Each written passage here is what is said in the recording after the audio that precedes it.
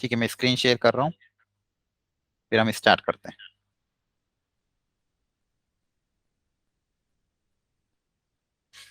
Okay, so let's start. सबसे पहले हम फटाफट multiplication of the matrix cover कर लेते हैं जल्दी से बच्चों। अब मल्टीप्लीकेशन ऑफ द मैट्रिक्स में आपको कुछ रूल्स, जैसे एडिशन ऑफ द मैट्रिक्स में आपको रूल्स बताए थे मैंने। क्या क्या रूल्स थे कि भाई दोनों दो मैट्रिक्स जिनको ऐड या सब्सट्रैक्ट करना है, उनका ऑर्डर क्या होना चाहिए, सेम होना चाहिए, राइट। तो ही हम उसको ऐड या सब्सट्रैक्ट कर सकते हैं, अदरवाइज उनका एडिशन सब्सट्रैक्शन हम नहीं कर सकते। अब मल्टीप्लीकेशन में भी कुछ रूल होता है ऑर्डर से रिलेटेड। मान लो मैट्रिक्स ए है, ये मैट्रिक्स बी है, तो एक्चुअली मल्टीप्लीकेशन में होता क्या है, इस मैट्रिक्स की रो इस मैट्रिक्स के कॉलम से मल्टीप्लाई होती है। तो इस मैट्रिक्स की रो के एलिमेंट, मतलब मान लो अगर यहाँ पे 3 एलिमेंट है रो में, है ना, ये पहली रो में कितने एलिमेंट है, 3। अब ये 3 एलिमेंट इस जो पास वाला मैट्रिक्स है इसके कॉलम, इस कॉलम से मल्टीप्लाई होंगे, इस कॉलम से क्या होंगे, मल्टीप्लाई। मतलब ये वाला एलिमेंट, पहला एलिमेंट इस पहले एलिमेंट के साथ, दूसरा वाला एलिमेंट इस दूसरे वाले एलिमेंट के साथ, तीसरा वाला एलिमेंट इस तीसरे के साथ मल्टीप्लाई होगा, बीच में साइन आएगा प्लस का। तो अगर ये तीन इन तीन के साथ मल्टीप्लाई होना चाहिए, तो यहाँ पे जितने एलिमेंट होने चाहिए उतने एलिमेंट यहाँ पे होने चाहिए, है ना, तभी मैं इसको मल्टीप्लाई कर पाऊंगा। तो यहाँ पे ये कितने एलिमेंट है, 3। 3 एलिमेंट मतलब कितनी रोज है, 3। तो यहाँ पे जितनी रोज होगी, अपन जैसे मान लो एम क्रॉस एन इसका ऑर्डर है, इसका ऑर्डर है मान लो पी क्रॉस क्यू, तो यहाँ की नंबर ऑफ रोज, और यहाँ पे ये क्या है, कॉलम, ये तो कॉलम है, लेकिन ये क्या नंबर ऑफ रोज है। तो यहाँ की नंबर ऑफ कॉलम और यहाँ की नंबर ऑफ रोज ये आपस में क्या होने चाहिए, सेम।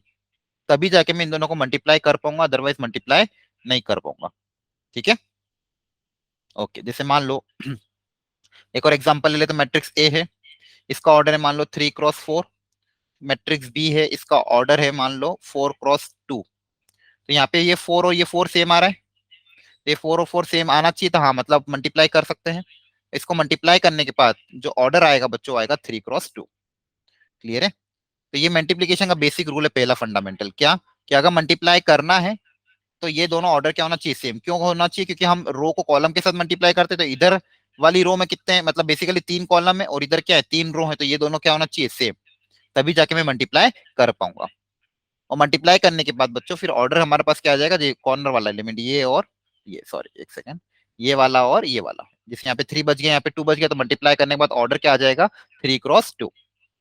क्लियर है यहाँ तक सबको। तो ये मल्टीप्लीकेशन का रूल था। अब देखो एक एग्जांपल ले लेते हैं फटाफट, इसको समझ लेते हैं। एक मान लो बच्चा है गीता, एक दूसरी बच्ची है राम, मतलब गीता और राम दो बच्चे हैं।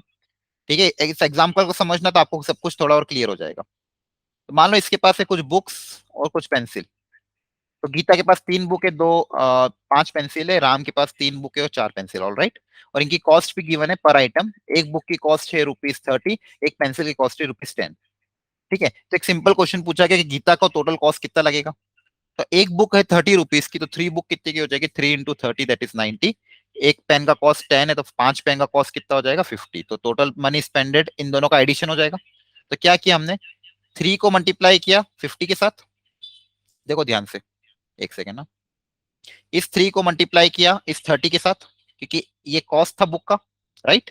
और फिर इस एक पेंसिल ₹10 की थी, तो 5 पेंसिल को मल्टीप्लाई किया इसके साथ, और बीच में क्या कर दिया, एडिशन का साइन, बीच में क्या कर दिया, प्लस का साइन, राइट। तो यहाँ अगर मान लो इसको मैट्रिक्स फॉर्मेट में लिखते तो ये मैट्रिक्स, इधर वाला मैट्रिक्स ये हो जाता, और इधर वाला मैट्रिक्स में क्या आता, 30 और 10, राइट। तो देखो क्या किया अपन ने, इस रो को इसके कॉलम के एलिमेंट से क्या किया, मल्टीप्लाई, और दोनों को क्या कर दिया, ऐड कर दिया, राइट।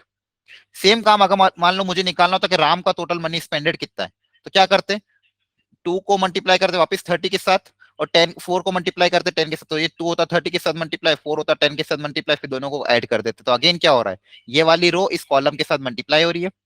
ठीक है, ओके। तो यही मैट्रिक्स मल्टीप्लीकेशन है। ठीक है, ये मान लो ये एक मैट्रिक्स था, दूसरा मैट्रिक्स ये था, फिर मल्टीप्लाई करके हमारे पास ये आंसर आ गया। तो इधर की पहली रो इधर के पहले कॉलम के साथ, इधर की सेकंड रो इसके सेकंड कॉलम के साथ, दोनों को ऐड कर देंगे तो रिक्वायर्ड मैट्रिक्स आ जाएगा। ठीक है, चलो आगे बढ़ जाए।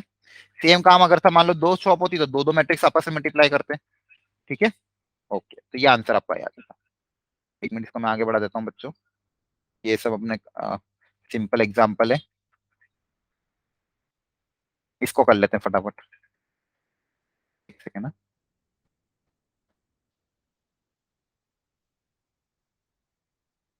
डाउट किसका, डीपीपी से रिलेटेड डाउट था। ओके, तो अपन एक काम करेंगे, क्लास के एंड में उसको ले लेंगे। ठीक है, जो भी डीपीपी से रिलेटेड डाउट्स हैं वो क्लास के एंड में हम उसको कवर करने की कोशिश कर लेंगे। ठीक है, चलो आई थिंक ये मैट्रिक्स मल्टीप्लीकेशन आपको समझ में आया होगा बच्चों, थोड़ा थोड़ा, कि कैसे हम इसको मल्टीप्लाई करते हैं। ध्यान रहेगा ना।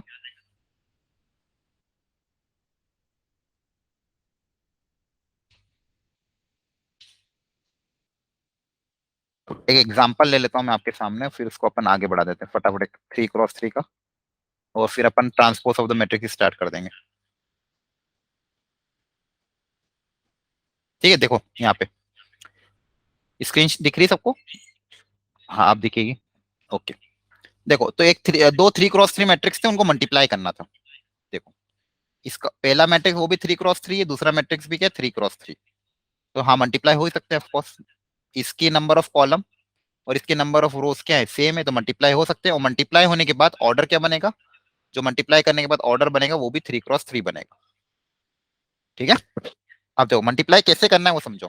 अब पहला एलिमेंट जो है ये वाला है, जो पहला एलिमेंट है A11, तो A11 निकालने का तरीका क्या है, फर्स्ट मैट्रिक्स की फर्स्ट रो और सेकेंड मैट्रिक्स का फर्स्ट कॉलम, ये करस्पॉन्डिंग को मल्टीप्लाई करना है, और बीच में साइन रहेगा प्लस का। देखो, 2 1 के साथ, 3 0 के साथ, 1 को 3 के साथ। क्लियर है? तो A12 निकल गया, तो ये आपका A11 आ गया, सॉरी, ये क्या हो जाएगा पूरा A11, यहाँ से लेके यहाँ तक की वैल्यू A11 के बराबर। अब मान लो पता करना अगला एलिमेंट A12, तो A12 में वापस रो तो 1 ही रहेगी, कॉलम सेकंड हो जाएगा, तो इधर की रो 1 यही, R1 को वही रखना है, इस बार कॉलम क्या रखना है, सेकंड, तो कॉलम सेकंड रख दोगे, तो कॉलम सेकंड देखो, 2 को मल्टीप्लाई करना है -3 के साथ, फिर 3 मल्टीप्लाई होगा 2 के साथ, और लास्ट 4 मल्टीप्लाई होगा किसके साथ, 0 के साथ। ठीक है, तो ऐसे करस्पॉन्डिंग मल्टीप्लाई करके बीच में साइन एडिशन का, तो ये वाला एलिमेंट आ जाएगा। इस तरह से तुम कोई भी एलिमेंट निकाल सकते हो। जैसे मान लो ये लास्ट वाला पूछा होता है A31, तो A31 का मतलब क्या है, थर्ड रो, फर्स्ट मैट्रिक्स की थर्ड रो और सेकंड मैट्रिक्स का फर्स्ट कॉलम। ठीक है, तो देखो यहाँ से, देखो ब्लू दूसरे कलर के पेन से मैं बता देता हूँ आपको। तो देखो ये वाली थर्ड रो, राइट, और ये वाला फर्स्ट कॉलम, तो ये थर्ड रो इस फर्स्ट कॉलम के साथ करस्पॉन्डिंग मल्टीप्लाई होके ऐड हो जाएगी, तो 415036, ये देखो ये वाला 415036। क्लियर है? इनको अपन ऐड करके रख देंगे तो अपना ये वाला एलिमेंट भी आ जाएगा। तो आई थिंक आप क्लियर हो गया होगा कैसे मैट्रिक्स मल्टीप्लीकेशन करते हैं। क्लियर है जिसको भी डाउट था? चलो, अब एक बार आप प्रैक्टिस करना बच्चों घर जाके, क्योंकि एक बार इसकी प्रैक्टिस, जितनी प्रैक्टिस करोगे उतना ज्यादा क्लियर होगा। अब नेक्स्ट इंपॉर्टेंट टॉपिक जो मुझे पढ़ाना वो है ट्रांसपोज। ठीक है, ओके। तो मैट्रिक्स मल्टीप्लिकेशन लास्ट क्लास में शायद मैंने कुछ लिया था, हो सकता है कुछ बच्चों का रह गया होगा, तो अपन ने वो भी पढ़ लिया है अच्छे से, है ना? ओके। अब आप घर जाके अच्छे से प्रैक्टिस करना मल्टीप्लिकेशन की, तो और चीजें आपको समझ में आ जाएगी। अब हम पढ़ते हैं next important topic, transpose of a matrix. क्या होता है ये, इसको समझते हैं, जल्दी से समझ लो, आपको पता भी होगा। ट्रांसपोज मतलब क्या करना, ट्रांसपोज मतलब सब कुछ उल्टा कर देना, मतलब जो रो थी उनको बदल देना कॉलम में। ठीक है, interchanging rows and column of a matrix is called the transpose of a matrix. Clear है? जैसे ए डैश, इसको डिनोट करते हैं ए डैश या फिर एटी से, दो तरीके होते हैं, या तो ए डैश भी लिखा हो इसका मतलब ट्रांसपोज लेना है, एटी लिखा हो इसका मतलब भी क्या है, ट्रांसपोज। तो ध्यान रखना बच्चों, मतलब जो पहले रो थी उनको बदल देना कॉलम में, हॉरिजॉन्टल लाइन जो थी पहले सारी रो, उनको बदल देना वर्टिकल कॉलम में। ठीक है, देख लो इसका एग्जाम्पल। यहाँ पे ऑर्डर क्या दिख रहा है आपको, 2x3, है ना? तो 2x3 इसका ऑर्डर है, मतलब यहाँ पे 2 रो 3 कॉलम है। अब जब इसका ट्रांसपोज ले लेंगे तो रो 3 हो जाएगी, कॉलम 2 हो जाएंगे, मतलब उल्टा हो जाएगा। क्या हो जाएगा, उल्टा। देखो, ये मैट्रिक्स था और ये इसका ट्रांसपोज हो गया, ये क्या हो गया, इसका ट्रांसपोज, मतलब जो, देखो ध्यान से वापिस समझाता हूँ मैं आपको। ये पहली रो थी, ये पहला कॉलम में बदल गई, ये फर्स्ट रो किस में बदल गई, फर्स्ट कॉलम में, एंड सेकेंड रो बदल गई सेकेंड कॉलम में। क्लियर है?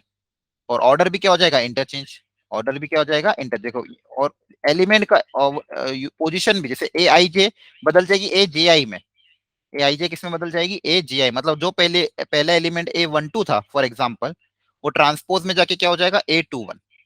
यहाँ पे सपोज कोई एलिमेंट A23 था, तो ट्रांसपोज में जाके वो क्या हो जाएगा, A32, मतलब रोज और कॉलम आपस में पोजीशन क्या हो जाएगी, इंटरचेंज। देखो ये 3 इधर आके ये 3 हो गया, इधर वाला ऊपर वाला 3 तो कौन सा एलिमेंट है, 1 2 वाला, नीचे वाला कौन सा है, 2 1 वाला। देख पा रहे हो आप? ये बेसिक प्रॉपर्टी है। ऑर्डर भी चेंज हो जाएगा, M क्रॉस N बदल जाएगा N क्रॉस M में, है ना? देखो 2x3 बदल गया 3x2 में।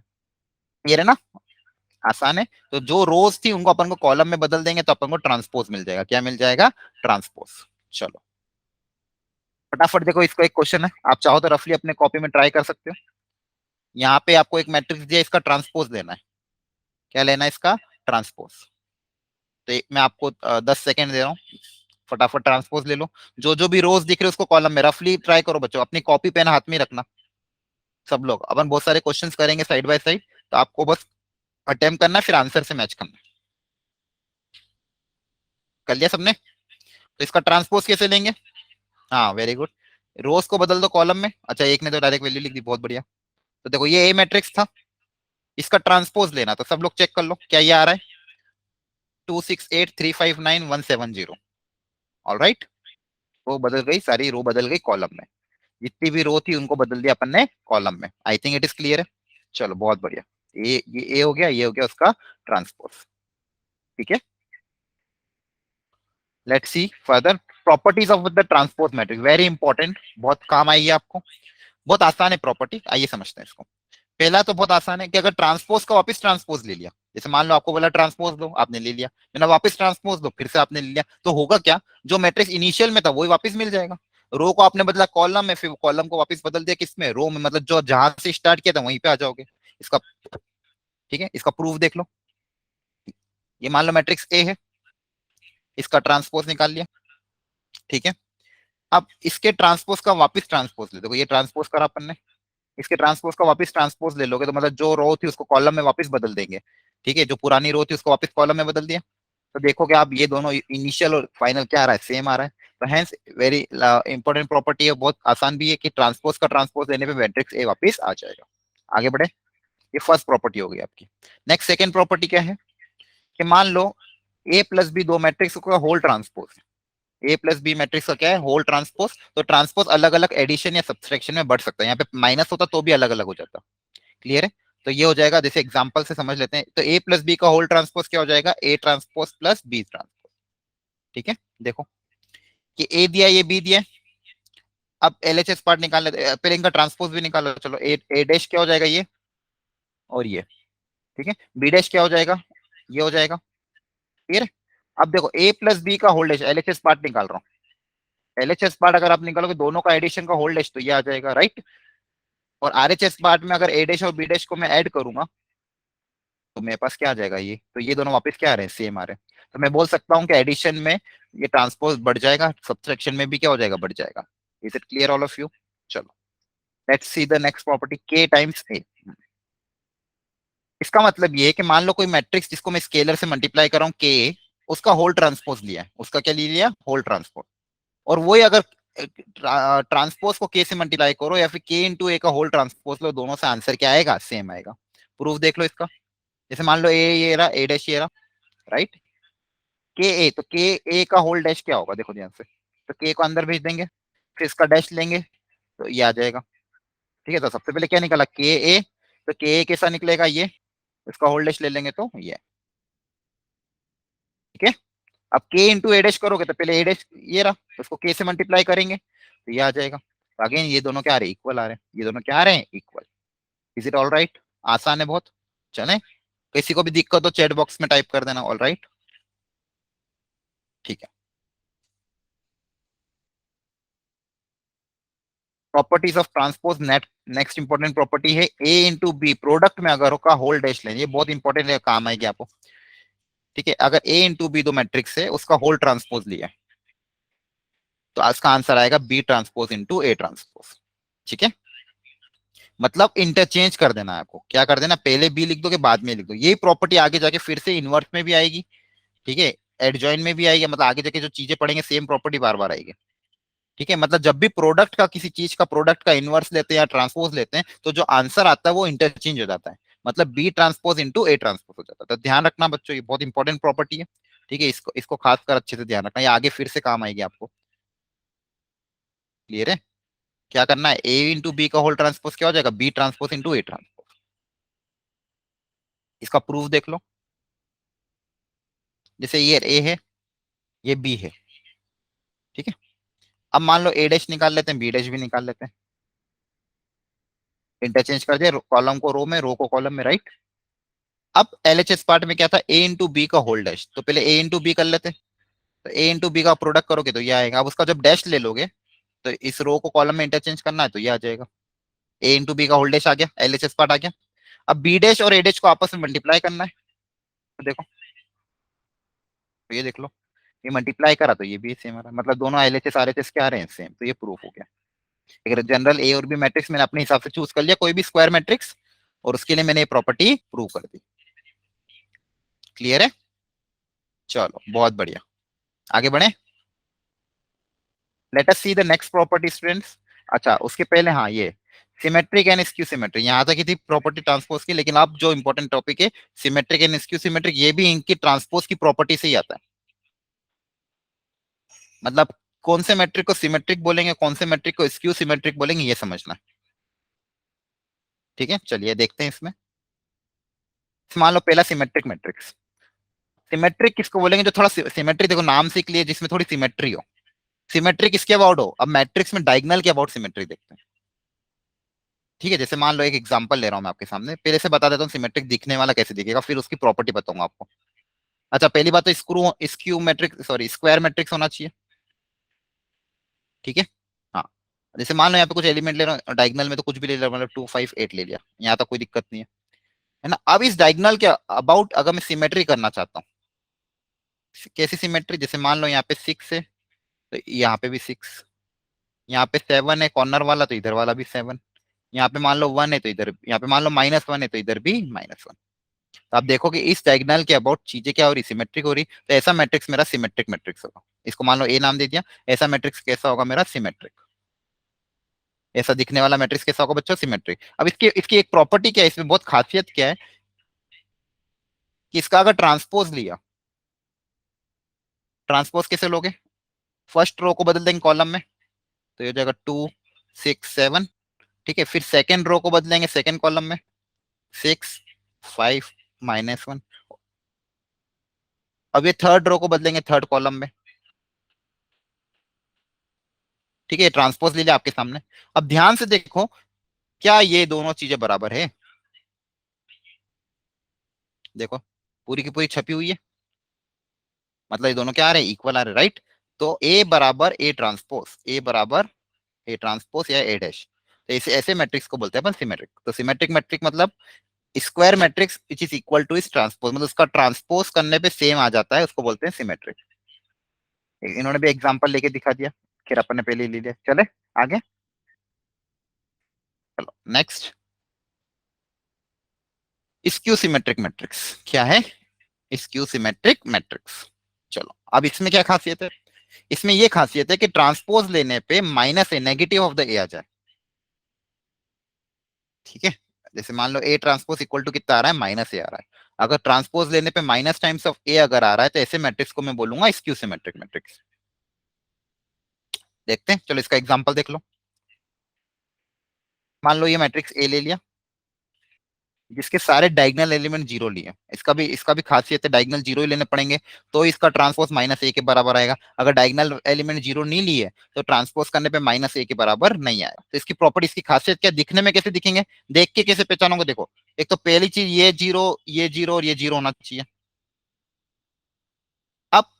अब अपोजिट में जो एलिमेंट है, जैसे यहाँ पे 2 और है तो इधर आएगा -2, इसक्यू मतलब इनके साइन चेंज होंगे, सिमेट्रिक तो है ही, लेकिन साइन क्या होंगे, चेंज। तो इधर 2 तो इधर -2, यहाँ 1 तो इधर -1, और लास्ट यहाँ पे -4 तो इधर +4।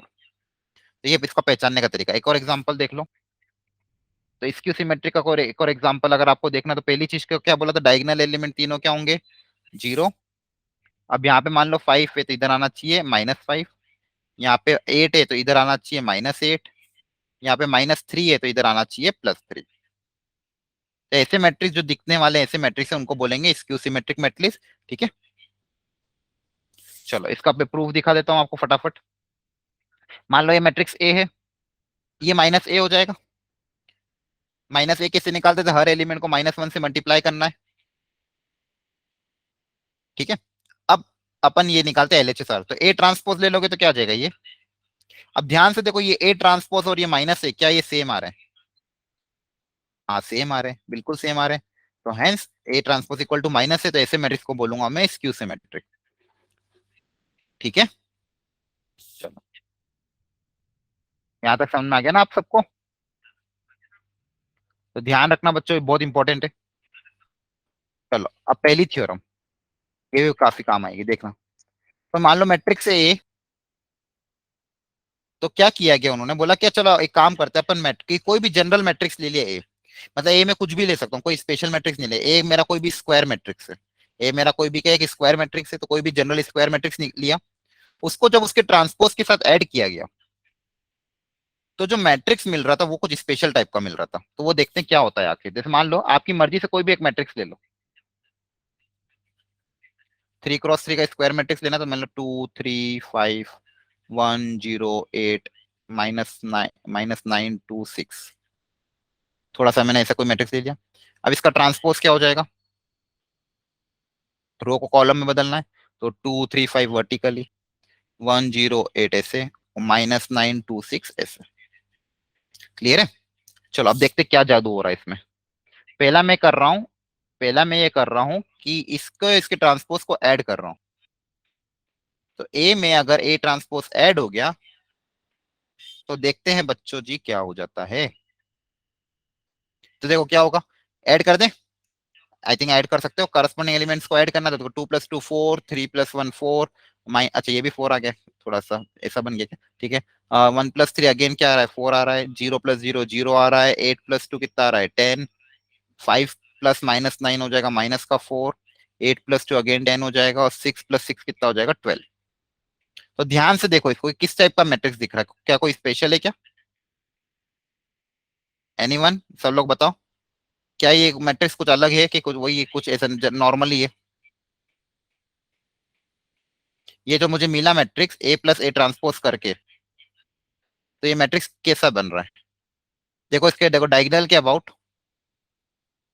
देखो ये 4 तो ये भी 4, ये -4 तो ये भी -4, ये 10 तो ये भी 10, तो ऐसा मैट्रिक्स कौन सा था,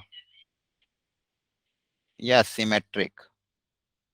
कौन सा मैट्रिक्स था बच्चों, सिमेट्रिक। आप चैट बॉक्स में आंसर नहीं दे रहे हो, आप बैठे हो क्या सब। अब नेक्स्ट, A - A ट्रांसपोज। अब A - A ट्रांसपोज जब करेंगे, देखते हैं क्या चीज होती है। सारे को माइनस करना, तो 2 - 2 0, 3 - 1 2, 5 माइनस, सो -9 14, 3 - 1 - 2 -2 हो जाएगा, ये 0, 8 - 2 हो जाएगा 6, -9 - 5 हो जाएगा -14, 2 - 8 हो जाएगा -6, और 6 - 6 कितना हो जाएगा, 0। अब ध्यान से देखो इसको, देखो अगेन ये तीनों 0, ये -2, ये +2, ये -14, ये माइनस ये, तो किस टाइप का मैट्रिक्स है ये वाला। अब ये किसकी प्रॉपर्टी बताई थी ऐसे में, ये क्या हो जाएगा, वेरी गुड, स्क्यू सिमेट्रिक। ये हो जाएगा मेरा स्क्यू सिमेट्रिक मैट्रिक्स। ठीक है ना। चलो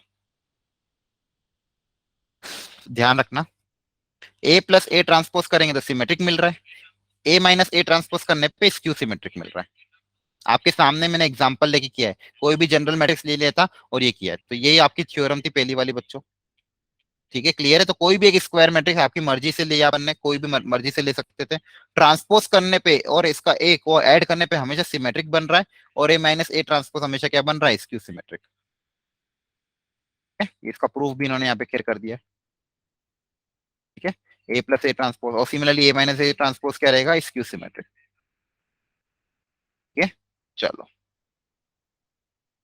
अब नेक्स्ट इंपॉर्टेंट प्रॉपर्टी उन्होंने ये बोली कि किसी भी मैट्रिक्स को, कोई भी मैट्रिक्स, स्क्वायर मैट्रिक्स, कोई भी स्क्वायर मैट्रिक्स में नाम ले लिया मान लो, उसको मैं मान लो दो के सम में हमेशा तोड़ सकता हूँ, और वो जो दोनों सम में मैं तोड़ूंगा उसमें से एक सिमेट्रिक होगा, दूसरा स्क्यू सिमेट्रिक होगा, है ना। एक सिमेट्रिक मैट्रिक्स बनेगा, दूसरा क्या बनेगा, स्क्यू सिमेट्रिक। तो ऐसा मैं क्यों बोल पा रहा हूँ वो समझो ध्यान से। देखो ऐसा क्यों हो रहा था, कि मान लो A + A ट्रांसपोज किया, तो ये एक सिमेट्रिक मैट्रिक्स बनेगा, बनेगा कि नहीं बनेगा। ठीक है, अभी मैंने सीखा कोई भी मैट्रिक्स ए, कोई भी स्क्वायर मैट्रिक्स, मान लो A is A square matrix, A is any square matrix, general square matrix, मर्जी से बना दिया। अब इसका और इसका ट्रांसपोज ऐड करेंगे तो मेरे पास क्या मिलेगा, सिमेट्रिक। 2 से डिवाइड करने पे कुछ फर्क तो पड़ना नहीं, वो सिमेट्रिक ही रहेगा। दूसरा, ए में से ए ट्रांसपोज अगर घटा दिया और उसको भी अगर 2 से डिवाइड कर दिया, तो ये क्या बनेगा, स्क्यू सिमेट्रिक। तो ये हो गया मेरा सिमेट्रिक मैट्रिक्स, और ये मेरा है स्क्यू सिमेट्रिक मैट्रिक्स। अभी आपको सिखाया मैंने। अब इन दोनों को जब मैं ऐड कर दूं, इन दोनों को जब मैं ऐड कर दूंगा, तो ऐड करने पे देखो क्या होगा, एलसीएम ए ट्रांसपोज कर जाएगा, ए डिवाइड बाई टू कितना आ जाएगा ए। तो फाइनली मेरे पास वापस कितना आ जाएगा ए।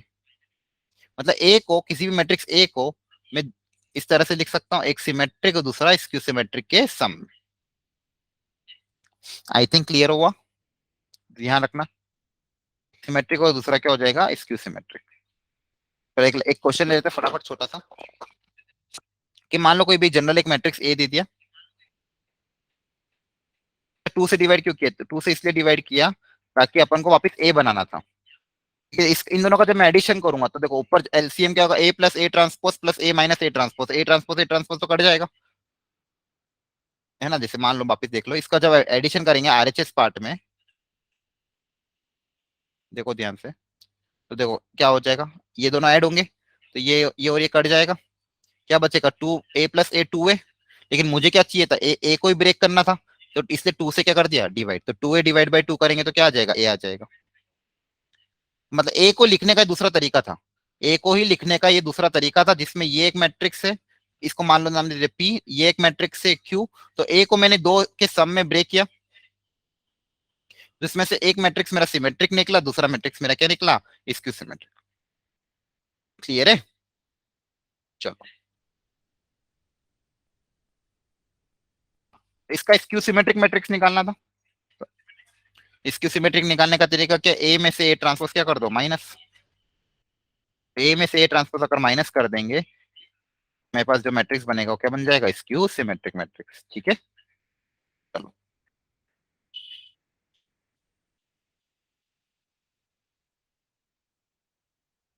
यहाँ तक किसी को कोई परेशानी, बोलो।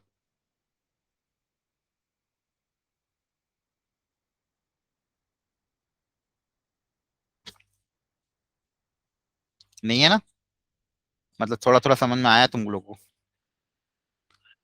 चलो बढ़िया है यार, ये अच्छी चीज है, समझ में आ जाए तो बढ़िया है। तो मतलब अपन आधे घंटे में बहुत सारा कवर कर लिया, है ना। अब बहुत इंपॉर्टेंट चीज जब हम पढ़ने वाले हैं, जो काफी ज्यादा काम आती है, और जनरली बच्चों को इसमें कंफ्यूजन भी होता है, क्योंकि इसकी प्रॉपर्टी बहुत थोड़ी अलग होती है, बहुत ज्यादा काम वाली है। ठीक है, मतलब अब जो हम पढ़ने वाले हैं बच्चों, वो है एडजॉइन ऑफ अ मैट्रिक्स और उसका इनवर्स, और थोड़ा बहुत डिटर्मिनेंट का हल्का फुल्का मैं आपको बताऊंगा, बाकी के डिटेल में नेक्स्ट क्लास में पढ़ेंगे। लेकिन अभी अपन को थोड़ा थोड़ा पढ़ना है। ठीक है बच्चों, चलो। तो सबसे पहले मैं आपको बताता हूँ कि माइनर कोफैक्टर ये सब पढ़ाना है, उसके पहले छोटा सा डिटर्मिनेंट क्या होता है वो समझो। जैसे मान लो ए कोई स्क्वायर मैट्रिक्स है, डिटर्मिनेंट हमेशा स्क्वायर मैट्रिक्स का ही निकलेगा। ठीक है, मान लो कोई स्क्वायर मैट्रिक्स मैंने मान लिया 2 1 5 8, तो 2 क्रॉस 2 का स्क्वायर मैट्रिक्स है, राइट। इसका डिटर्मिनेंट निकालना, डिटर्मिनेंट मतलब ऐसे डिनोट करते हैं। ठीक है, अब ये डिटर्मिनेंट एक रियल वैल्यू दे देगा, मतलब एक सिंगल वैल्यू देगा इस पूरे मैट्रिक्स की। ठीक है, और उसको निकालने का कन्वेंशन क्या बताया गया, कि इन इसको इसके साथ मल्टीप्लाई कर दो, इसको इसके साथ मल्टीप्लाई कर दो, मतलब यहाँ पे जो एलिमेंट्स है उनको क्रॉस मल्टीप्लाई कर दो, उनको क्या कर दो, क्रॉस मल्टीप्लाई। राइट, और बीच में साइन कर दो माइनस का, बीच में साइन कर दो माइनस का, तो ये हो जाएगा 16 - 5 that is 11, correct. I think maximum बच्चों को पता है, ये तो पता चल गया, ये हो गया आपका डिटर्मिनेंट, ये क्या हो गया आपका डिटर्मिनेंट। क्लियर है। अब इसमें मुझे अगली चीज जो पढ़नी है, कि माइनर्स क्या होते हैं, ये माइनर क्या होते हैं भैया। ठीक है, चलो समझते हैं। आपको मैंने एलिमेंट्स के बारे में बता दिया था, है ना, कि एलिमेंट्स को हम यूनिक पोजीशन से डिनोट करते हैं। चलो माइनर भी समझ लेते हैं। मान लो एक कोई मैट्रिक्स है ए, 3 क्रॉस 3 का, इस बार ले लेता हूँ। हाँ वही बता रहा हूँ। अच्छा, 3 कॉलम हम कैसे करेंगे वो अपन आगे सीखेंगे, अभी फिलहाल अपना दो का ही काम चल रहा है। 3 कॉलम के लिए डिटरमिनेंट में जब आपको पढ़ाऊंगा तब उसमें आपको बता दूंगा 3 के लिए कैसे करना, अभी 2 के लिए बस ध्यान रख लो, क्रॉस मल्टीप्लाई कर दो, बीच में माइनस का साइन। ठीक है, 3 कैसे आएगा तो मैं वो भी ट्रिक्स दिखा दूंगा आपको, आज के लेक्चर में बता दूंगा। ठीक है, अब मान लो यहाँ पे कोई मेटेरियम 1 - 1 0 2 1 3 0 1 2, कोई भी रैंडम मैट्रिक्स ले लिया, है ना। अब इसके एलिमेंट्स कौन कैसे होते हैं पता ही है आपको, A11 A12 A13 A21 A22 A23 A31 A32 और ए 3 3। ठीक है, चलो अब इसके माइनर निकालने हैं। जैसे एलिमेंट्स कैसे थे, ए आई जे के टर्म्स में लिखे थे एलिमेंट्स, वैसे हर एलिमेंट के करस्पॉन्डिंग उसका एक माइनर होगा जिसको लिखेंगे एम आई जे। ठीक है, अब माइनर निकालने का क्या ट्रिक है वो सीखे। जैसे M11 निकालना है, क्या निकालना है M11, तो M11 मतलब ये वाला एलिमेंट, ये 1 1 एलिमेंट है फर्स्ट रो फर्स्ट कॉलम का, तो इसकी फर्स्ट रो और इसके फर्स्ट कॉलम को छिपा दो। 1 1 मतलब ये है, तो फर्स्ट रो और फर्स्ट कॉलम को अगर छिपा देंगे तो अपने पास ये 4 एलिमेंट बचेंगे, उसका जो डिटर्मिनेंट होगा वही मेरा उसका क्या होगा, माइनर होगा। इसको कैसे निकालेंगे, क्रॉस मल्टीप्लाई करके, तो 1 × 2 -3 × 1, इसकी वैल्यू जो भी आनी होगी -1 सपोज। ठीक है, तो ये M11 मतलब A11 के करस्पॉन्डिंग इसका माइनर निकाल लिया। यहां तक समझ में आया आपको? ठीक है, आ रहा है थोड़ा थोड़ा। चलो एक और मैं आपको निकलवा देता हूँ, इस बार दूसरा कलर ले लेते हैं, ब्लैक से कर देते हैं। मान लो मुझे माइनर निकालना कोई भी दूसरा, मान लो 2 3 वाला, तो 2 3 वाला में क्या हो रहा है भैया, 2 3 में सेकेंड रो और थर्ड कॉलम, सी 2 3 मतलब क्या है, सेकेंड रो और थर्ड कॉलम। चलो मैं 1 मिनट हटा दूं। ठीक है, तो 2 3 निकालने के लिए उसकी सेकेंड रो थर्ड कॉलम वाले एलिमेंट को छिपाना पड़ेगा। 2 3 कहाँ पे भैया, सेकेंड रो थर्ड कॉलम का एलिमेंट कौन है, ये है, ये बैठा यहाँ पे। ठीक है, तो इसकी कॉलम और इसकी रो को छिपा दो, है ना। सेकेंड रो और थर्ड कॉलम को छिपा दिया, मेरे पास क्या क्या बच रहा है, 4 एलिमेंट, 1 -1 0 और 1। हाँ, इनको क्रॉस मल्टीप्लाई कर देंगे तो वेरी गुड, बहुत सारे बच्चों ने आंसर दिए थे 1 1, वेरी नाइस। चलो एक मैं पूछता हूँ, फटाफट बताना। A31 बताओ चलो, कितना आएगा, सॉरी M31।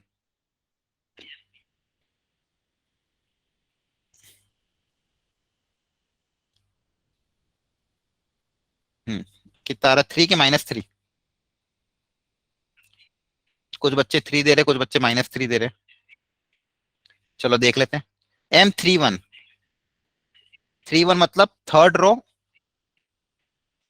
रो फर्स्ट कॉलम, मतलब ये वाला एलिमेंट, इसको छिपा दिया, इसको छिपा दिया, थर्ड रो और फर्स्ट कॉलम को छिपा दिया, क्या बचेगा आपके पास, -1 0 1 और 3 बचा। तो this into this minus this into this, तो कितना आ गया, -3। करेक्ट, -3 आएगा, वेरी गुड। ये समझ में आ गया माइनर क्या होते हैं, ये समझ में आ गया ना सबको माइनर क्या होते हैं। हाँ, अब को फैक्टर समझो। ठीक है,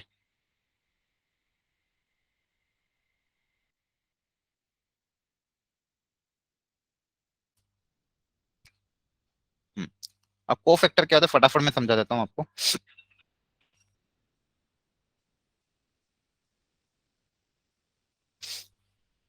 जो माइनर निकाले ना बस उन्हीं को साइन के साथ,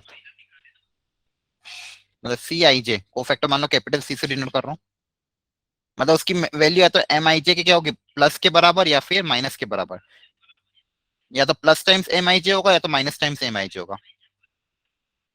या जैसे मान लो एग्जांपल C12 क्या होना चाहिए, C22 क्या होना चाहिए, C13 क्या होना चाहिए, या फिर C23 पूछा है। ठीक है, तो अब देखो इनकी वैल्यू या तो M12 के बराबर होगी, +M12, या तो होगा -M12, दोनों में से कोई एक होगा। ये भी या तो +M22 या फिर -M22, और ये भी यहाँ पे या तो पॉजिटिव होगा इसके नेगेटिव के बराबर, या फिर ये भी या तो प्लस या तो माइनस। अब कैसे सोचना वो समझो, यहाँ पे जो I+J है, ठीक है, इसका सम अगर इवन हुआ तो पॉजिटिव साइन लेंगे, और I+J का सम अगर ऑड हुआ तो क्या लेंगे, नेगेटिव साइन। क्या लेंगे, नेगेटिव साइन। अब ध्यान से देखो, यहाँ पे I और J कितना है, 1 और 2, तो 1 + 2 कितना हो जाएगा, 3। तो 3 का सम मतलब ऑड आ रहा है, तो ऑड आएंगे तो क्या लेंगे, नेगेटिव। तो ये C12 की वैल्यू -M12 की क्या होगी, बराबर। C12 की वैल्यू किसके बराबर होगी, -1 M2, वेरी गुड। अब यहाँ पे बताओ C22 क्या लेंगे, पॉजिटिव की नेगेटिव, वेरी नाइस, बहुत बढ़िया। 2 + 2 कितना होता है, 4। 4 मतलब इवन, तो क्या लेंगे, पॉजिटिव, मतलब जो है वो का वही। मतलब जो साइन है उस पॉजिटिव, मतलब साइन दिखाने की जरूरत नहीं है। 1 3, 1 + 3 अगेन कितना हो गया 4। 4 भी इवन है तो क्या लेंगे सेम। 2 3, 2 + 3 कितना हो जाएगा बच्चों 5। बताओ यहाँ पे क्या होगा 2 3 में, प्लस के माइनस। बहुत बढ़िया, वेरी नाइस, बहुत फास्ट आंसर दे रहे हो आप, ठीक है। चलो क्लियर है। तो यहाँ पे फॉर्मूला क्रिएट करने के लिए इन्होंने क्या बोला कि इसको शॉर्ट में बनाने के लिए -1 की पावर कर दी i+j। ठीक है, तो i+j, अब अगर सम इवन हुआ तो अपने आप ये पॉजिटिव हो जाएगा, सम ऑड हुआ तो अपने आप नेगेटिव हो जाएगा। ठीक है ना। चलो इसको मैं यहाँ पे अपन कर लेते हैं। तो देखो यहाँ पे, तो C23 पूछा, तो C23 क्या होगा कोफैक्टर। 2 + 3 कितना होता है 5। तो M23 के बराबर ही होगा, मतलब 1 के बराबर। ठीक है। C31, C31 की वैल्यू बता दो। M31 पता है तो, +3 के -3। 31 -3 आ रहा है। क्यों प्लस क्यों होगा, माइनस होगा ना। देखो गलती कर दी तुमने फिर से। चलो वापस देखो, C13 है ना, तो 1 और 3 का सम कितना हो गया इवन। इवन में क्या करते हो सेम रहता है ना, तो जो M31 है वही रहेगा। तो M31 कितना था -3 था। हाँ -3 हो जाएगा। चलो बढ़िया, आगे बढ़ जाए। वो फैक्टर चमक गया। अब इसी से रिलेटेड जो इंपॉर्टेंट चीज जो मुझे सिखानी थी अल्टीमेटली, वो था मेरा एडजॉइन मैट्रिक्स। चलो पढ़ लो। एडजॉइन ऑफ अ मैट्रिक्स, तो क्या होता है एडजॉइन ऑफ अ मैट्रिक्स, इसे समझते हैं।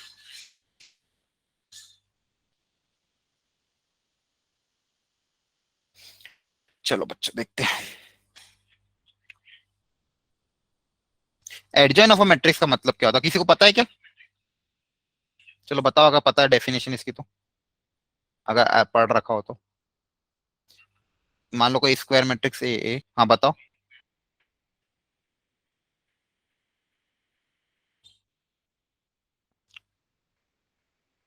एडजॉइन मतलब क्या होता है, कैसे निकालते हैं।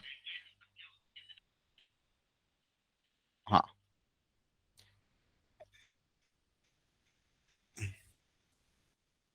पता है किसी को।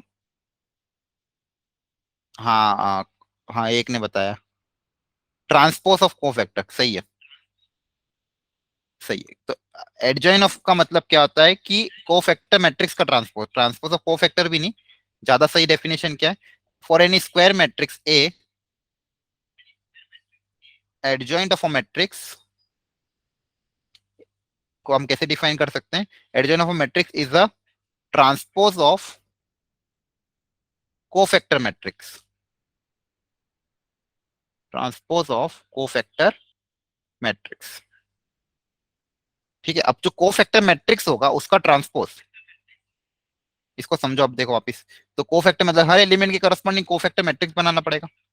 तो एडजॉइन ऑफ ए जो हो जाएगा उसकी वैल्यू क्या हो जाएगी, देखो एडजॉइन ऑफ ए की वैल्यू क्या हो जाएगी, transpose of the cofactor matrix. मतलब कोफैक्टर मैट्रिक्स क्या होगा C11, यहाँ पे मतलब कोफैक्टर ऑफ 11, यहाँ पे C12, यहाँ पे C13, यहाँ पे सेम 21, 22 और 23, यहाँ पे 31, 32 और 33। ठीक है, ये कोफैक्टर मैट्रिक्स हो गया, इसको क्या बोलते हैं अपन कोफैक्टर मैट्रिक्स। इसका जब ट्रांसपोज ले लेंगे तो अपन को एडजॉइन मिल जाएगा, इसका ट्रांसपोज लेने पे क्या मिल जाएगा एडजॉइन। ठीक है, अब ट्रांसपोज कैसे लेते हैं, इस रो को बदल देंगे कॉलम में।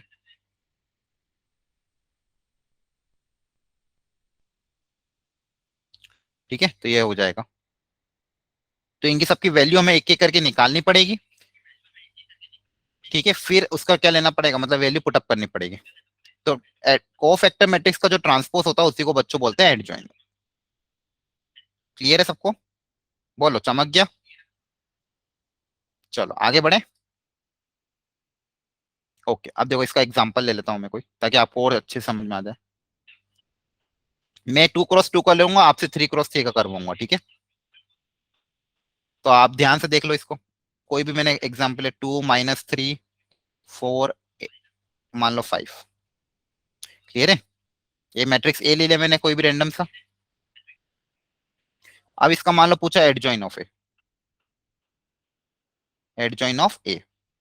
तो एडजॉइन अभी मैंने आपको क्या सीखा, कोफैक्टर मैट्रिक्स का ट्रांसपोज। मतलब यहाँ पे आएगा C11 और इधर नीचे आ जाएगा C12, यहाँ पे आएगा C21, इधर आ जाएगा C22। क्लियर है? अब इनकी वैल्यू निकालते हैं एक एक करके। ठीक है, तो C11, C12, C21 और C22। तो देखो ये 1 और 1 सम क्या है, इवन।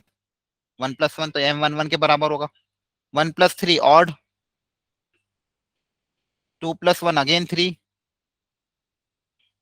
और यहाँ पे 2+2 कितना है, 4। तो ये वापिस दोनों सेम। ठीक है, अब इनकी वैल्यू देखो। M11 मतलब M11 का माइनर, तो 11 कौन सा एलिमेंट है, ये एलिमेंट है। तो इसकी रो और इसका कॉलम अगर छिपा देंगे तो क्या बचेगा, 5। तो ये आ जाएगा 5। C12 मतलब फर्स्ट रो सेकंड कॉलम 5। इस 5 को अगर छिपा देंगे, 5 की करस्पॉन्डिंग रो 5 के करस्पॉन्डिंग कॉलम को छिपा देंगे तो कितना आ जाएगा, 2। तो हो जाएगा -2।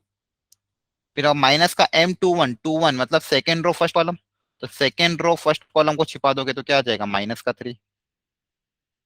ये लास्ट वाला बता दो जल्दी से। M22 क्या आएगा, सेकेंड रो और सेकेंड कॉलम को छिपा दो तो क्या बचेगा, M22 बताओ बच्चों। C22 मतलब C22 कितना आ जाएगा, 2 है ना, तो सेकेंड रो और सेकेंड कॉलम।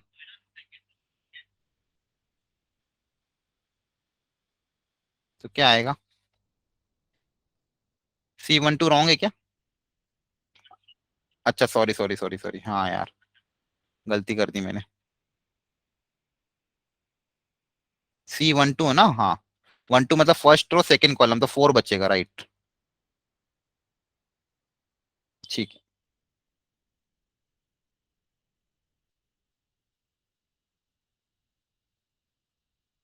अच्छा M22 बता दो जल्दी से। C22 क्या हो जाएगा, वेरी गुड, 2 हो जाएगा। हाँ, इन दो इसको छिपा देंगे तो कितना आ जाएगा, 2। Very nice. तो ये सारा निकाल लिया अपन। अब इनकी वैल्यू अगर पुटअप कर देंगे तो मेरे पास क्या आ जाएगा, एडजॉइन मैट्रिक्स। तो एडजॉइन देखो क्या आएगा, 5, फिर -4 नीचे, यहाँ पे -3, यहाँ पे 2।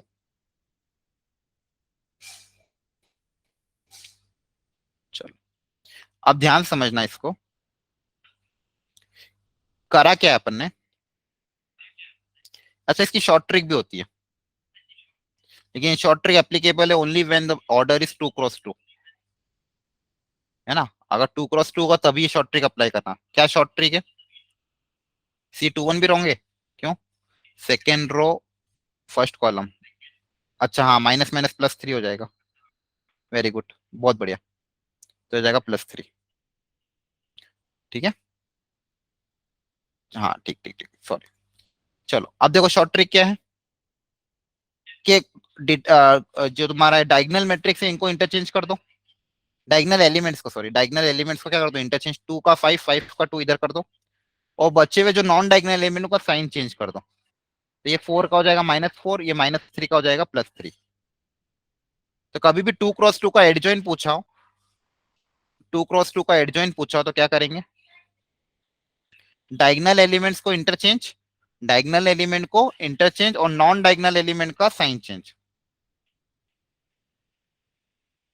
ठीक है, एग्जांपल से समझ लो, जैसे मान लो मैट्रिक्स ए ये रहा, 7 -2 8 -4। इसका अगर एडजॉइन निकालना है डायरेक्टली कम मेहनत में, तो क्या करोगे, डायगोनल एलिमेंट को इंटरचेंज और बचे हुए का साइन चेंज, ये आपका एडजॉइन मैट्रिक्स आ जाएगा। लेकिन कब एप्लीकेबल होगा, जब 2 क्रॉस 2 होगा। 3 क्रॉस 3 के लिए तो सारी मेहनत करनी पड़ेगी आपको, हर एक एलिमेंट आपको निकालना पड़ेगा। ठीक है, चलो चलो थोड़ी सी मेहनत आपसे करवाता हूँ मैं अब, इसी से इसी को कर लो। इतना करा है आपने तो इसी से 3 क्रॉस 3 निकालेंगे टाइम ज्यादा चल जाएगा। इसमें एक प्रॉपर्टी मुझे बतानी, तो उस प्रॉपर्टी को बताने के लिए आपको मैट्रिक्स मल्टीप्लिकेशन थोड़ा सा करना पड़ेगा। ठीक है, मान लो ये ए है और इसका एडजॉइन अपन ने निकाल लिया। सही है ना, इसमें कोई मिस्टेक तो नहीं है ना? 5 - 3, सॉरी 5 3 और -4 और 2। हाँ सही है, तो सही निकाला अपन ने। अब आप मुझे बताओ बच्चों, अच्छा पहली बात इसकी डिटरमिनेंट में निकाल लेता हूँ, चलो मैं। डिटरमिनेंट कितना आएगा इसका, बताओ। क्रॉस मल्टीप्लाई कर दोगे, और बीच में साइन क्या रहेगा, माइनस का। वेरी गुड, 22 कितना आएगा, 20। डिटर्मिनेंट ऑफ ए कितना आ रहा है, वेरी गुड 22। चलो बच्चों, अब बहुत इंपॉर्टेंट प्रॉपर्टी मैं आपको सिखा रहा हूँ, ध्यान समझते हैं। तो आप पहले निकालो मुझे first, find the value of A into adjoint of A. Matrix A और उसके एडजॉइन को मल्टीप्लाई करके बताओ कितना आएगा। और कुछ बच्चे करो second part, adjoint of A into A, इन लोग को मल्टीप्लाई करो तो कितना आएगा। कुछ बच्चे फर्स्ट पार्ट करो, कुछ बच्चे सेकंड पार्ट करो। मतलब इस मैट्रिक्स ए को, मैट्रिक्स ए दिख रहा है आपको, इसके एडजॉइन के साथ मल्टीप्लाई, मतलब मैट्रिक्स मल्टीप्लिकेशन करके जो मैट्रिक्स बन रहा है उसका आंसर दो। और इसको ए को एडजॉइन के साथ और एडजॉइन ऑफ ए को ए के साथ, इन दोनों को मल्टीप्लाई करो। ठीक है, एक बार सब लोग प्लीज ट्राई करो इस चीज को, और बताओ कितना आ रहा है।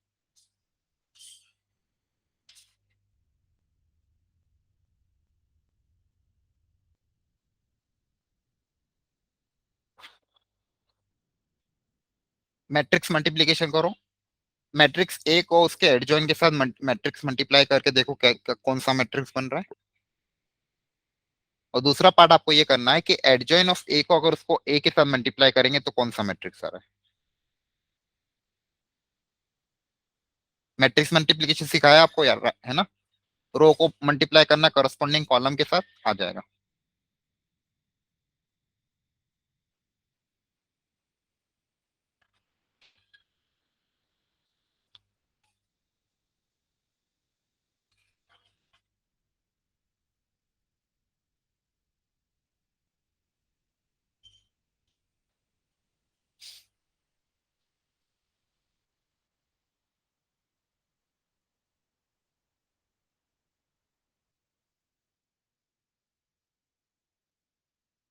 ठीक है, आई थिंक बहुत सारे बच्चों ने कर लिया है। ठीक है, हाँ सही बता रहे हो। तो देखो इसका आंसर कैसा आएगा। अगर मल्टीप्लाई करोगे आप इसको बच्चों ध्यान से, इसकी वैल्यू ऐसी आ रही है, 22 0 0 22। और यहाँ पे भी सेम मैट्रिक्स बन रहा है। ठीक है, मतलब इसको मैं कैसे लिख सकता हूँ, 22 अगर कॉमन ले लो सब में से, तो क्या बनेगा, 0 0 0 1। और इसको और अच्छे से लिखना है तो 22 मतलब क्या, डिटर्मिनेंट ऑफ ए। और ये क्या बच रहा है, आइडेंटिटी मैट्रिक्स कैपिटल आई। ठीक है, तो ये मेरी पहली इंपॉर्टेंट प्रॉपर्टी हो गई बच्चों कि A into adjoint of A is equal to adjoint of A, मतलब इनका उल्टा मल्टीप्लाई करूंगा, कम्यूट करके भी मल्टीप्लाई करो तो भी आंसर क्या आएगा, सेम आएगा। और किसके बराबर आएगा, डिटर्मिनेंट ऑफ ए इंटू आई के बराबर। Very important property. ठीक है, समझ में आया आपको? तो ध्यान रखना है। ठीक है,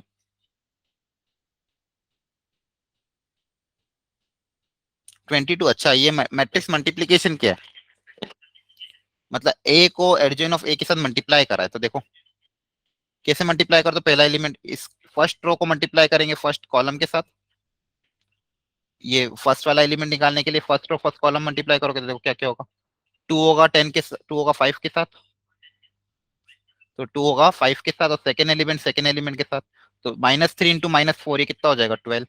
और बीच में प्लस का साइन, मतलब इसको मल्टीप्लाई किया इसकी ये फर्स्ट रो को इस करस्पॉन्डिंग फर्स्ट कॉलम के साथ, तो जाएगा 10 + 12 22। ठीक है, आगे समझ में? और बाकी सब भी एलिमेंट ऐसे निकाले, सेकंड रो को सेकंड कॉलम के साथ, थर्ड रो को थर्ड कॉलम के साथ, बाकी एलिमेंट जीरो, ये आ गए, ये मेरी प्रॉपर्टी बन गई। A into adjoint of A equal to adjoint of A into A equal to determinant of A into I. ठीक है,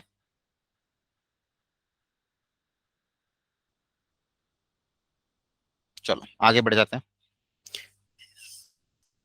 तो ये समझ लिया मैंने ये क्या था, इसी से डिराइव किया बच्चों inverse, inverse of a matrix. तो इनवर्स ऑफ अ मैट्रिक्स क्या था वो समझो। अच्छा, इन दोनों की प्रॉपर्टी मैं एक साथ बता दूंगा आपको। ठीक है, वो प्रूव के साथ हो सकता है अपन इस लेक्चर में तो ना कवर कर पाए, नेक्स्ट लेक्चर जब भी मिलेंगे तो प्रॉपर्टीज ही सीखेंगे। तो properties of adjoin and properties of inverse और रो ट्रांसफॉर्मेशन, या फिर सिस्टम ऑफ लीनियर इक्वेशन, मतलब खत्म कर देंगे नेक्स्ट क्लास तक। इनवर्स क्या होता है समझो। अभी अपन ने देखा कि ए इंटू एडजॉइन ऑफ ए करने पे क्या आ रहा था, डिटर्मिनेंट ऑफ ए इंटू आई। ये मेरा पिछला आया पार्ट। अब पहले तो समझते हैं इनवर्स का मतलब क्या होता है। तो इनवर्स का मतलब अगर आप मैथमेटिक्स में समझो तो देखो 5 है, नंबर के साथ देखते पहले नंबर का इनवर्स क्या होता है।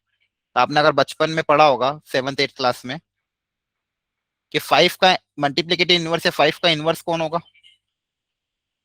सबको पता है 1/5 होता है, राइट। और ऐसा क्यों होता है, क्यों, क्योंकि हाँ वेरी गुड, क्योंकि इन दोनों को मल्टीप्लाई करने पे आंसर क्या आएगा 1। अच्छा, 3/2 का मल्टीप्लिकेटिव इनवर्स क्या होगा बच्चों,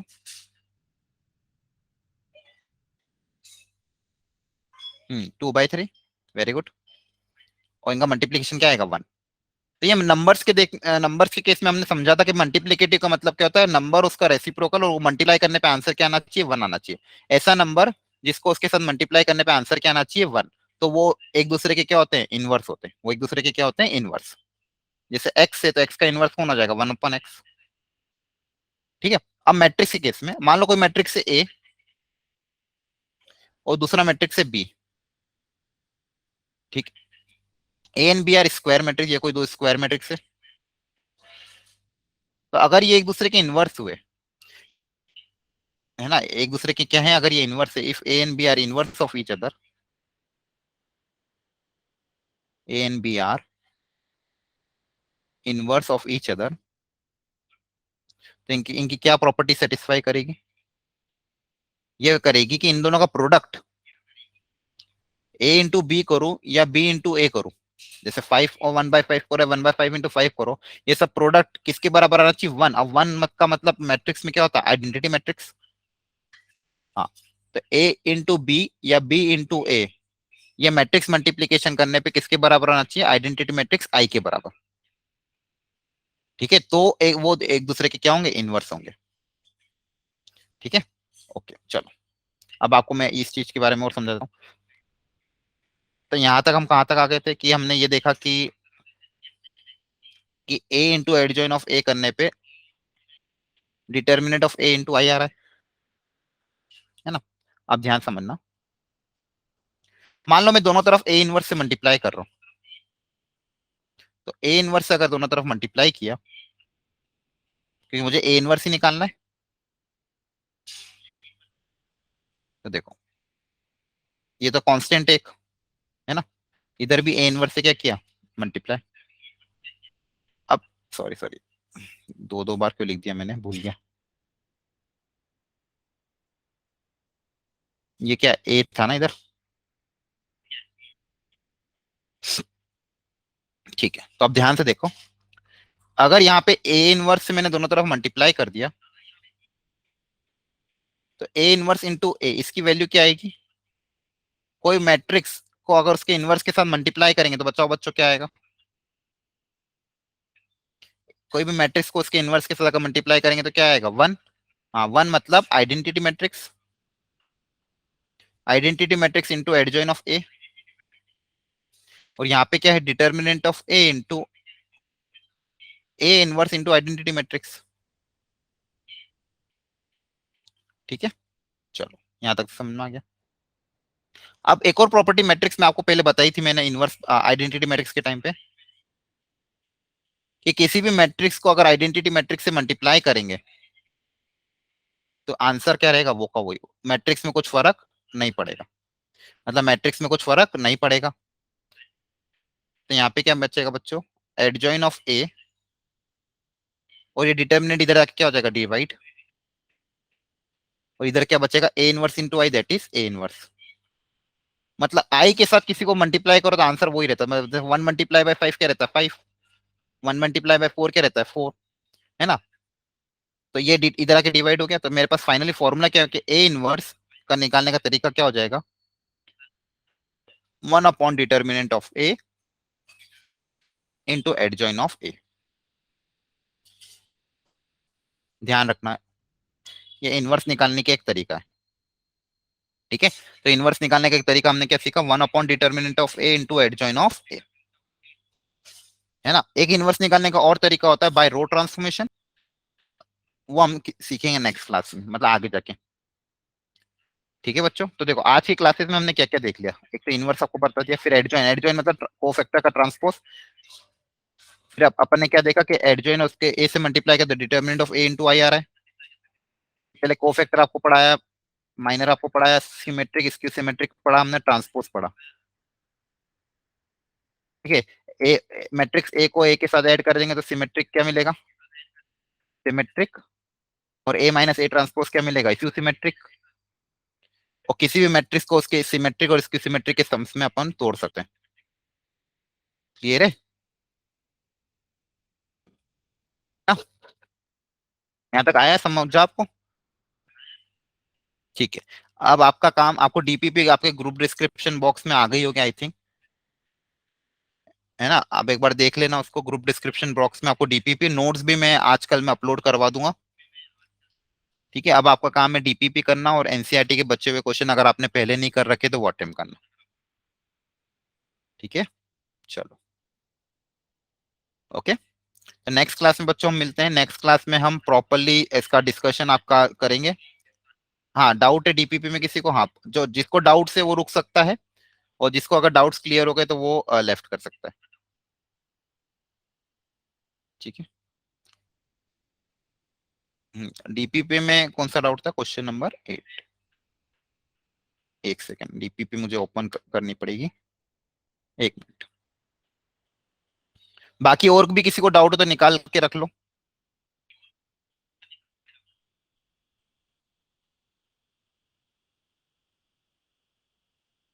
इसी बार की डीपीपी ना बच्चों, इस बार की तो नहीं पूछ रहे हो ना।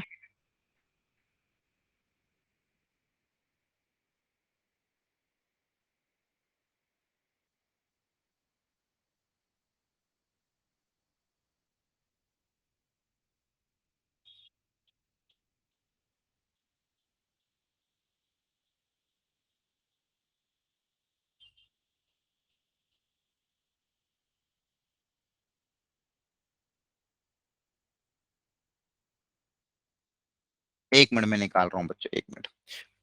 आप चैट बॉक्स में शेयर कर सकते हो क्या डीपीपी। हाँ, डीपीपी आपको ग्रुप डिस्क्रिप्शन बॉक्स में मिल जाएगी, ठीक है। ग्रुप डिस्क्रिप्शन बॉक्स में पूरे फोल्डर बने हुए हैं, तो आपको पुरानी डीपीपी मिल जाएगी और लाइव डीपीपी मिल जाएगी। तो जिसने पुरानी डीपीपी नहीं करी वो भी पुरानी वहां से अटेम्प्ट कर सकता है।